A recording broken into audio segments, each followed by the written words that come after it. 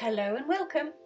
I'm working on another painting from my watercolour beach series today, and this month, painting beaches, I've obviously been looking at waves and thinking a lot about the ebb and flow of the tide, and that's felt really quite appropriate for something else that I've been mulling over, which is creative burnout. Because I've come to learn that there is an ebb and flow to the creative process as well. And just like the sea, it's a very natural thing and an inevitable part of the process. I know that I have experienced it before, and I'm quite sure I'll experience it again. And because of that, I've come up with a few tips that I'd like to share with you in a little while about how to overcome creative burnout if that's something that you're experiencing. I think creative burnout is quite common at the end of a big creative project.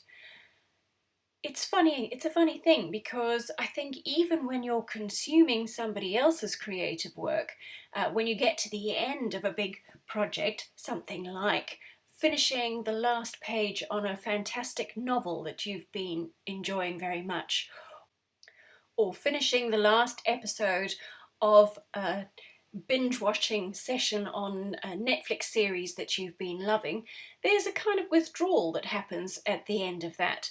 There's this sort of sadness that it's over, of course, and a little bit of a relief, because one of the reasons that we really enjoy these works of art is because it takes us on a bit of an emotional journey. If you've been really enjoying it, you've been invested in the ups and downs of whatever's been going on, and that can be a little bit tiring when you get to the end of it.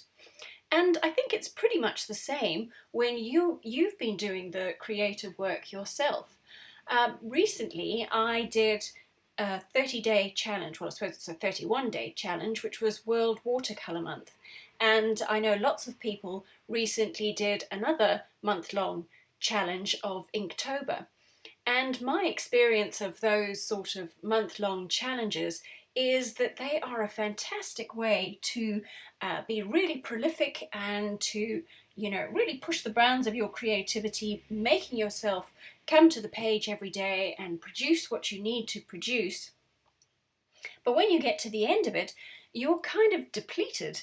And I think that as disappointing as that is, to find that you've got kind of nothing left, that's perfectly natural. It just means it's time to refuel. My first and probably most important tip for getting your creative mojo back after a bit of burnout is to embrace the lull. So if this is a post-project creative lull, then remember that you earned it. That was the big exhale. So it's now time to inhale. Give yourself a chance to step back and chill out for a bit.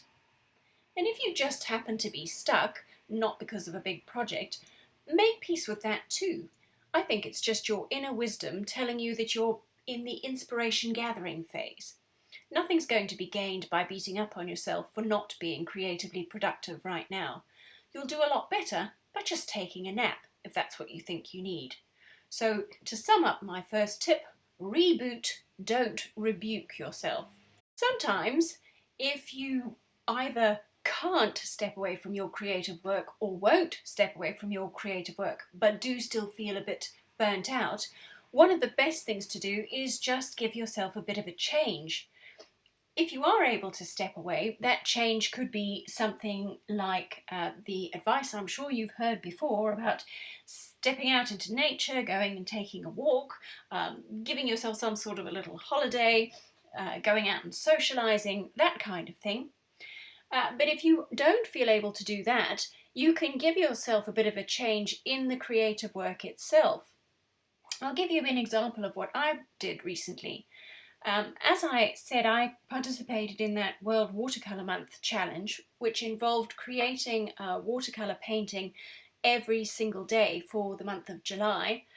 And I had just started my YouTube channel, so I had taken on the extra challenge of creating a video for each of those paintings, which was another sort of creative project for me on its own, because recording and editing videos is a different kind of creative work.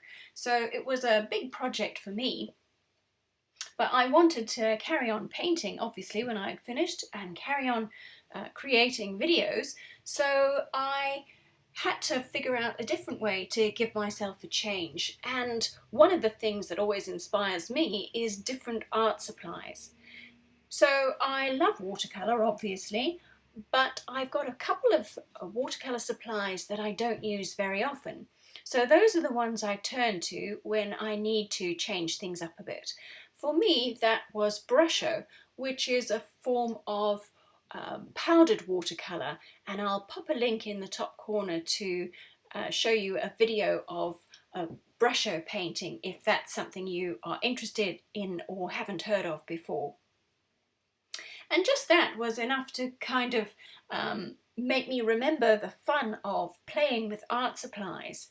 And once I'd done that, I remembered one of my brushes that I haven't used for a while, which was a dagger brush. And that's the brush I love painting palm trees with.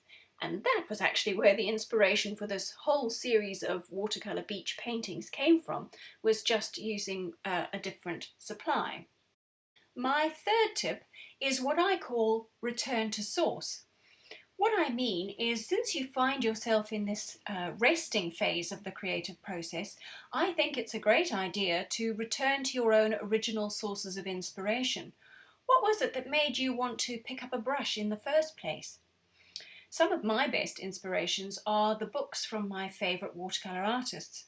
And just a few moments spent flicking through the pages of Jean Haynes' World of Watercolour has me remembering exactly what I love about watercolour and giving me ideas of things that I would like to attempt. It's the perfect chance to begin again. It's like a do-over, only you get to keep the skills you acquired since the last time you got inspired by these things. So maybe, just maybe, creative burnout could actually be a good thing. Are you convinced? Let me know in the comments. Thanks for watching.